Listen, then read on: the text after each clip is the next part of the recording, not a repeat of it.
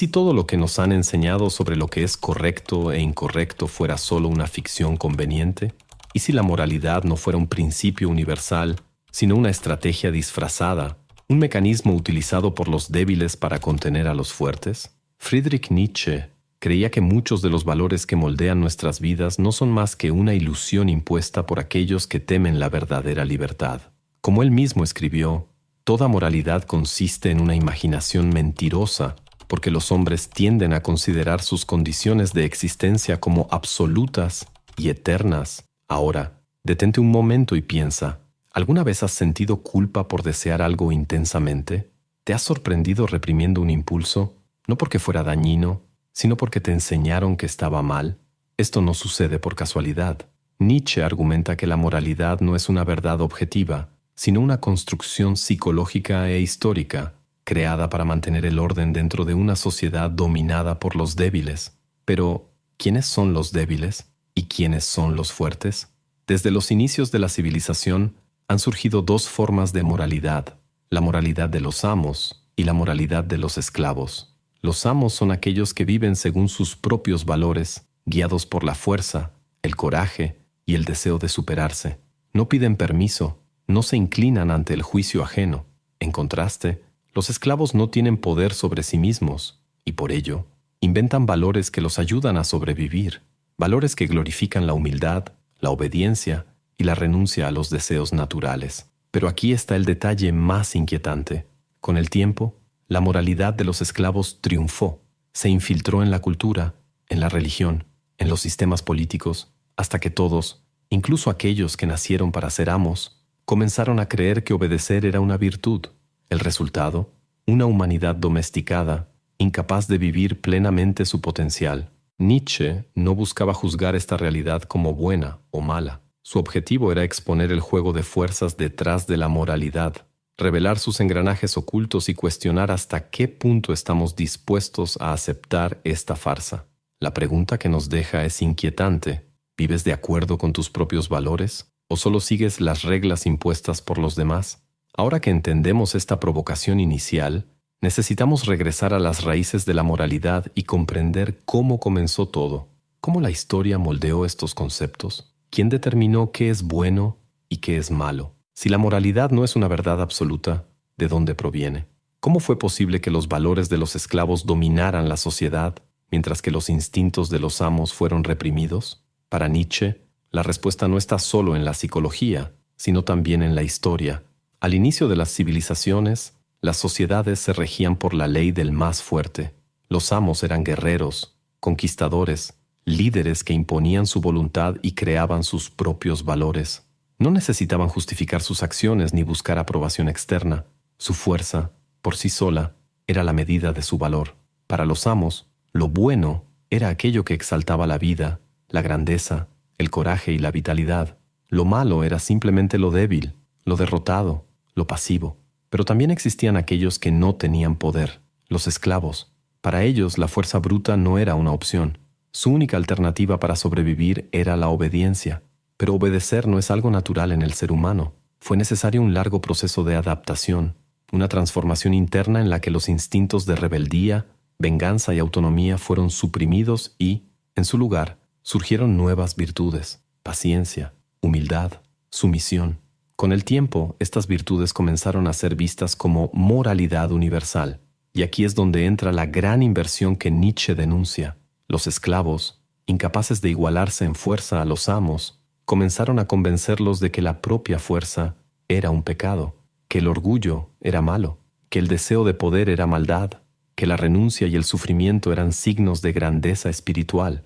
Como diría Sartre siglos después, el hombre está condenado a ser libre, pero esa libertad fue sustituida por reglas que hicieron que el ser humano olvidara su propia naturaleza.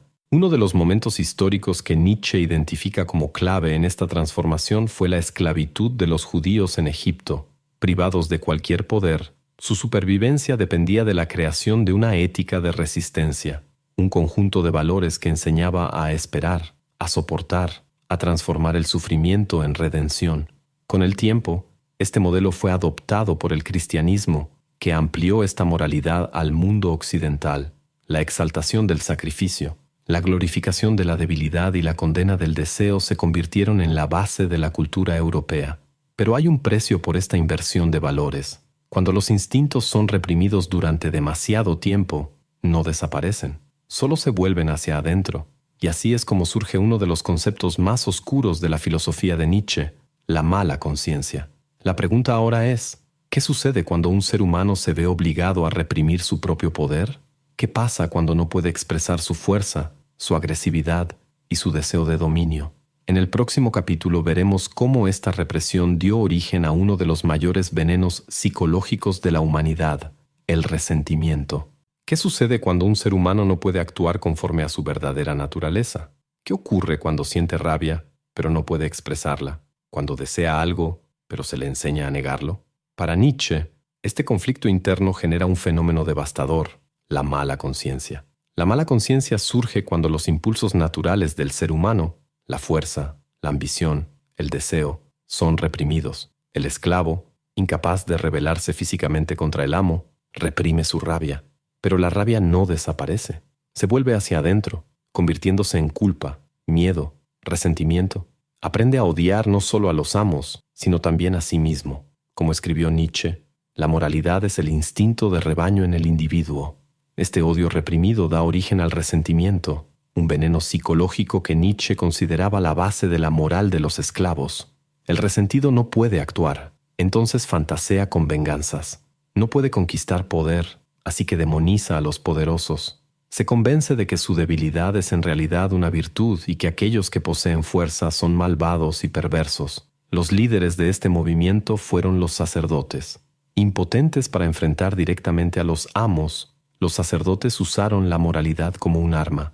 Redefinieron los conceptos de bien y mal, enseñando que los instintos naturales, el valor, el orgullo, la ambición, eran pecaminosos. El sufrimiento pasó a verse como un camino hacia la santidad y la obediencia se convirtió en una virtud. Pero esta inversión moral no fue suficiente. El resentimiento necesitaba una válvula de escape, un medio para castigar a aquellos que todavía vivían según la moral de los amos. Así nació la idea de un juicio final, de una justicia divina que castigaría a los fuertes y recompensaría a los débiles. Para Nietzsche, el cristianismo fue la manifestación más perfecta de esta mentalidad. Ofreció a los débiles una promesa de redención y a los fuertes una condena eterna. Pero hay un problema con esta visión. No solo destruye a los amos, sino que también impide que los propios esclavos evolucionen. Si el resentimiento se convierte en la base de la moral, nadie puede liberarse. Todos quedan atrapados en un ciclo de autoengaño y culpa. El ser humano empieza a temer sus propios deseos, a reprimir su propia fuerza, a vivir según reglas que no eligió. La pregunta que nos hace Nietzsche es simple, pero aterradora. ¿La moral que seguimos hoy no es más que una venganza de los débiles contra los fuertes? Si es verdad, ¿qué significa esto para nosotros? ¿Estamos condenados a vivir bajo las reglas de aquellos que no quieren que nadie se eleve por encima de la mediocridad? Si crees que la moralidad es un código universal de bondad y justicia, Nietzsche se encargaría de cuestionar esa creencia. Para él, la moral no es un conjunto de principios eternos, sino una herramienta, un arma utilizada para someter, controlar y definir quién manda y quién obedece. En otras palabras, la moralidad siempre ha estado al servicio del poder. ¿Pero poder de quién? Depende de la época y de quién haya sabido manipular mejor las reglas del juego. En tiempos antiguos, los amos imponían su moralidad a través de la fuerza bruta. Definían lo que era correcto e incorrecto con base en su propia grandeza. La valentía, el orgullo y la conquista eran virtudes, mientras que la debilidad, la sumisión y el miedo eran despreciables. Esa era la moralidad de los fuertes. Sin embargo, los débiles, aquellos que no tenían la fuerza para imponer su voluntad, encontraron otra forma de dominar, redefiniendo el propio concepto de bien y mal. A través de la moral de los esclavos, invirtieron los valores tradicionales y empezaron a glorificar la sumisión, la humildad y el sacrificio. No podían vencer en el campo de batalla, así que triunfaron en el campo de las ideas. Como diría Michel Foucault siglos después, donde hay poder, hay resistencia. Esta inversión moral no ocurrió por casualidad. Los sacerdotes, que representaban a los débiles más astutos intelectualmente, se dieron cuenta de que la mejor forma de dominar a los fuertes no era con la espada, sino con la culpa. Así nació la idea del pecado, del arrepentimiento y de la necesidad de expiación. El hombre fuerte, que antes actuaba libremente, comenzó a dudar de sí mismo. Se preguntaba si su grandeza era realmente algo bueno o solo una señal de su perversidad. Este mecanismo de control se expandió a lo largo de los siglos y se infiltró en todas las capas de la sociedad. Hoy, no es necesario ser religioso para sentir los efectos de la moral de los esclavos. Vivimos en un mundo donde la ambición muchas veces es vista como egoísmo, donde el orgullo se confunde con arrogancia y donde la búsqueda del poder se trata como un pecado. Pero Nietzsche nos advierte, ¿quién dicta estas reglas? ¿Quién se beneficia cuando un individuo deja de creer en su propia fuerza? Si la moralidad no se cuestiona, corremos el riesgo de vivir como ovejas en un rebaño, siguiendo ciegamente valores que no elegimos y sirviendo intereses que no comprendemos. Ahora llegamos a la pregunta final. ¿Hay una salida de esta prisión moral? ¿Podemos liberarnos de las cadenas de la sumisión y crear nuestros propios valores? Nietzsche creía que sí. Si la moralidad no es más que una construcción impuesta por los débiles para someter a los fuertes, entonces, ¿cómo podemos liberarnos de ella? ¿Existe un camino para vivir sin cargar con el peso de la culpa, el resentimiento y las reglas impuestas por otros? Para Nietzsche, la respuesta está en la transvaloración de los valores, la audacia de crear una nueva moralidad, libre de las ataduras de la tradición. Esto nos lleva a una pregunta central. ¿Qué significa ser verdaderamente libre? La mayoría de las personas creen que la libertad consiste en poder hacer lo que quieran dentro de los límites de la sociedad, pero eso es una ilusión. La verdadera libertad para Nietzsche no es solo la ausencia de restricciones externas, sino la capacidad de crear tus propios valores, de vivir sin miedo a las convenciones impuestas por el rebaño. En lugar del hombre moralmente domesticado, Nietzsche propone una nueva figura, el superhombre, Übermensch. Él no se doblega ante la moral de los esclavos, no se deja atrapar por la culpa o el resentimiento, es dueño de sí mismo y acepta plenamente su propia naturaleza, sin pedir permiso para existir.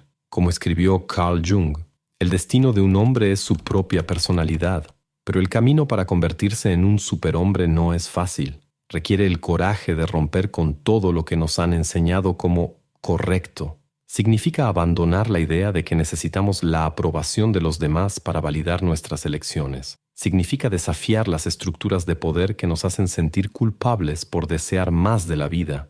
El primer paso es reconocer que la moralidad actual es una jaula psicológica.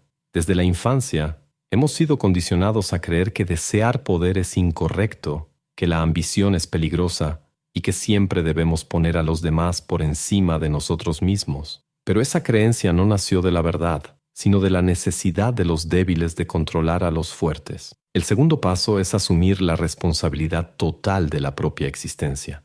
Nietzsche rechazaba cualquier idea de un destino predeterminado o de fuerzas externas que guían nuestras vidas. Creía que el individuo debe convertirse en el artista de su propia existencia, creando sus propios significados en un mundo donde no hay un propósito dado de antemano. El tercer y último paso es abrazar la idea del eterno retorno, el concepto de que debemos vivir de tal manera que, si tuviéramos que repetir nuestra vida infinitamente, no cambiaríamos nada. Este pensamiento nos obliga a tomar decisiones con plena conciencia de sus consecuencias, sin escondernos detrás de excusas o arrepentimientos. Y ahora, la pregunta inevitable, ¿Nietzsche tenía razón? ¿Realmente podemos liberarnos de la moralidad impuesta por el rebaño? ¿O estamos condenados a vivir bajo reglas que no elegimos? La respuesta está en cada uno de nosotros. ¿Qué eliges ser? ¿Amo o esclavo? Nietzsche nos dejó frente a una elección incómoda. No quería solo que comprendiéramos la diferencia entre la moralidad de los amos y la de los esclavos, sino que también nos miráramos al espejo y nos preguntáramos, ¿en cuál de ellas estamos viviendo? Sus escritos no son un manual de reglas. Al contrario, él quería destruir la ilusión de que existen normas fijas que deben guiar nuestra existencia. Nos invita a cuestionar cada valor que hemos heredado, cada creencia que hemos aceptado sin reflexión. ¿Realmente elegimos nuestros principios o simplemente los absorbemos del mundo que nos rodea? La moral de los esclavos sobrevive porque es cómoda, ofrece una sensación de seguridad, un grupo al cual pertenecer, un conjunto de respuestas preestablecidas que eliminan la necesidad de un pensamiento crítico. Pero, Al mismo tiempo, nos atrapa en un ciclo de culpa, resentimiento y conformismo. La moral de los amos, por otro lado, exige un precio alto, la responsabilidad total sobre uno mismo. Ser amo de tu propia vida significa renunciar a la ilusión de que existe un camino predeterminado, de que hay una moral objetiva que nos dirá qué hacer. Significa crear nuestros propios valores y tener el valor de vivirlos, incluso si eso implica caminar solo. Al final, Nietzsche no ofrece una solución cómoda. Simplemente nos arroja a la arena de la existencia y nos obliga a enfrentar el peso de nuestra libertad. Y entonces, volvemos a la pregunta fundamental: ¿estás viviendo como un amo o como un esclavo? Esa es la reflexión que Nietzsche nos deja. Y la respuesta, como siempre, no está en sus libros, sino en cada elección que hacemos todos los días. Si llegaste hasta aquí, felicidades. Eso significa que, de alguna manera, estás dispuesto a cuestionar las bases de la moralidad que nos enseñaron desde la infancia. Pero aquí va una advertencia. Reflexionar sobre Nietzsche nunca es una experiencia cómoda. Recuerdo la primera vez que me encontré con sus ideas. Fue como si alguien hubiera jalado la alfombra bajo mis pies. Esas certezas que llevaba conmigo sobre lo que era correcto e incorrecto, sobre el valor del sufrimiento, sobre la importancia de la humildad, de repente parecían solo convenciones heredadas, impuestas por un mundo que no quería que pensara por mí mismo. Y quizá ahora estés sintiendo algo parecido. Tal vez te hayas dado cuenta de que, en muchos momentos de tu vida, te enseñaron a reprimir tus instintos, a temer tu propia fuerza, a sentir culpa por desear más. Pero Nietzsche no quiere que nos quedemos atrapados en el resentimiento. Quiere que tomemos conciencia de ello y hagamos algo al respecto. Al final, no importa si estás de acuerdo o no con sus ideas. Lo importante es que ahora tienes una nueva perspectiva y una nueva responsabilidad, porque, después de ver la realidad bajo esta luz, simplemente ya no puedes volver atrás. Así que gracias por ver el video. Y ahora te pregunto, ¿estás listo para enfrentar tu propia libertad? Si este video tuvo sentido para ti, si te desafió de alguna manera, no olvides dejar un comentario. Quiero saber qué piensas al respecto. ¿La moralidad es un código para el bien común o solo una herramienta de poder? Y claro, si aún no estás suscrito al canal, ahora es el momento. Después de todo, si Nietzsche estuviera vivo, probablemente diría que quien ve contenido sin suscribirse solo está siguiendo la moral de los esclavos. No seas un esclavo del algoritmo. Conviértete en el dueño de tu propio timeline. Y antes de irte, hay otro video en la pantalla ahora mismo que puede ayudarte a profundizar en este camino. Pero cuidado, una vez que empieces a cuestionarlo todo, ya no hay vuelta atrás. Nos vemos ahí.